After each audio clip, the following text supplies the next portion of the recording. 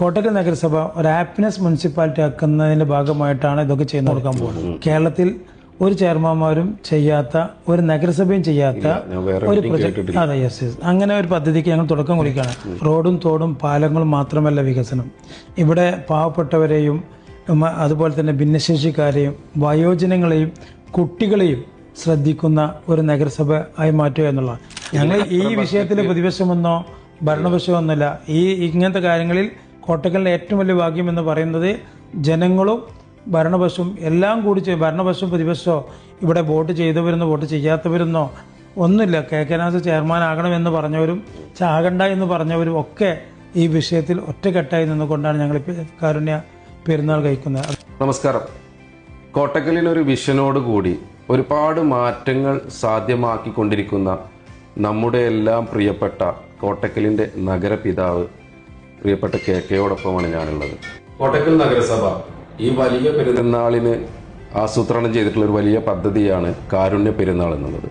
ഒരുപാട് ആളുകൾക്ക് ഇതിനെക്കുറിച്ച് അറിയണമെന്നുണ്ട്. എന്താണ് കോട്ടക്കൽ ചെയർപേഴ്സൺസ് വെൽഫെയർ ഫണ്ട് എന്നതൊക്കെ അറിയണമെന്ന് ഒരുപാട് ആളുകൾക്ക് ആഗ്രഹമുണ്ട്. എന്തായാലും നമുക്ക് ഇന്ന് പ്രിയപ്പെട്ട കെയോടെല്ലാം ചോദിച്ചറിയാം. നമസ്കാരം കെ. നമസ്കാരം. ജീവകാരുണ്യ പ്രവർത്തനങ്ങളിൽ കെയുടെ നേതൃത്വത്തിൽ ഒരുപാട് പ്രവർത്തനങ്ങൾ കോട്ടക്കൽ നടക്കുന്നുണ്ട്. ശരിക്കും എന്താണ് ചെയർമാൻസ് വെൽഫെയർ ഫണ്ട്? എന്തൊക്കെയാണ് അതിൻ്റെ പ്രവർത്തനങ്ങൾ? എന്ന് മുതലാണ് ഇത് സ്റ്റാർട്ട് ചെയ്തിട്ടുള്ളത്? എല്ലാവർക്കും നമസ്കാരം.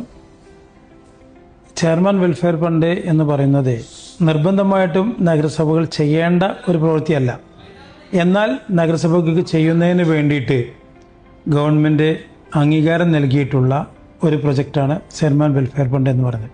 ഓരോ തദ്ദേശ സ്വയംഭരണ സ്ഥാപനങ്ങളിലും ഒട്ടനവധി ആവശ്യങ്ങളുമായിട്ടാണ് സാധാരണ ജനങ്ങൾ കടന്നു വരുന്നത്.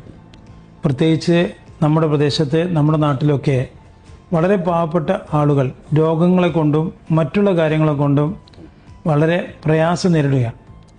നഗരസഭകൾക്കും തദ്ദേശ സ്വയംഭരണ മറ്റ് പഞ്ചായത്തുകൾക്കൊക്കെ തദ്ദേശ സ്വയംഭരണ സ്ഥാപനങ്ങൾക്കൊക്കെ എന്തെല്ലാം ചെയ്യാം, എന്തെല്ലാം ചെയ്യരുത് എന്ന് പറഞ്ഞുകൊണ്ട് ഒരു ഗൈഡ് ലൈൻസ് വരും.